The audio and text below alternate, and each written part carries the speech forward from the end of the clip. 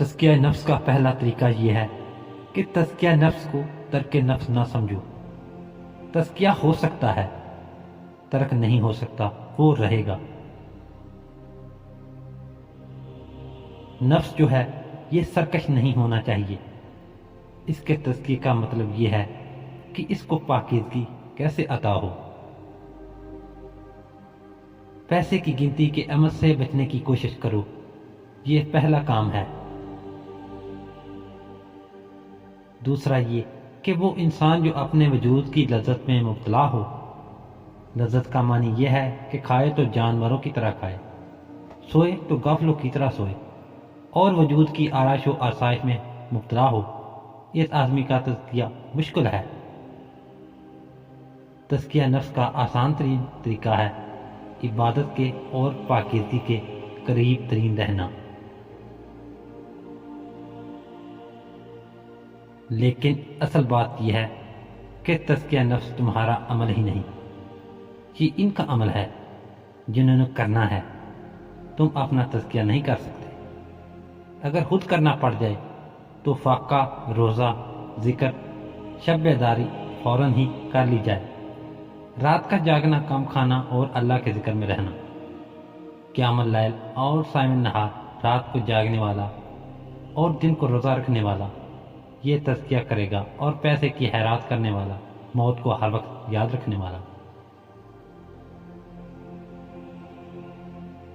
पाकीज़गी जो है एक ख्याल के बगैर नहीं हो सकती। महफिल की पाकीज़गी भी होती है कि नेक लोगों की सोबत में रहो। अच्छी महफिल आपको अच्छा ख्याल देगी और बुरी महफिल आपको बुरा ख्याल देगी।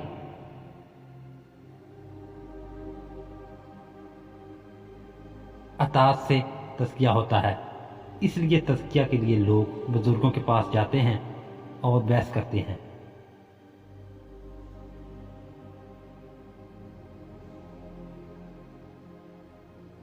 ये तज़किया ही है। किसी तज़किया किए हुए इंसान के साथ सफ़र करने से तज़किया हो जाता है।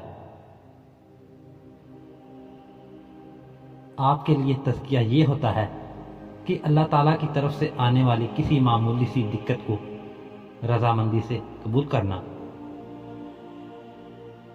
ये तज़किया वालों की बात है। जिन लोगों का तज़किया हो गया उन्होंने आने वाले हालात पर सब्र और नमाज के साथ वक़्त निकाला। जिस पुर्ज़े पर तौहीद वारद होती है वहाँ पर ही वाहिद का जलवा है। अल्लाह वाहिद यकता, वो पुर्ज़ा इसका अपना है। पुर्ज़ा कह लो, इसको जिस्म का वो हिस्सा है जहाँ इसका जलवा है।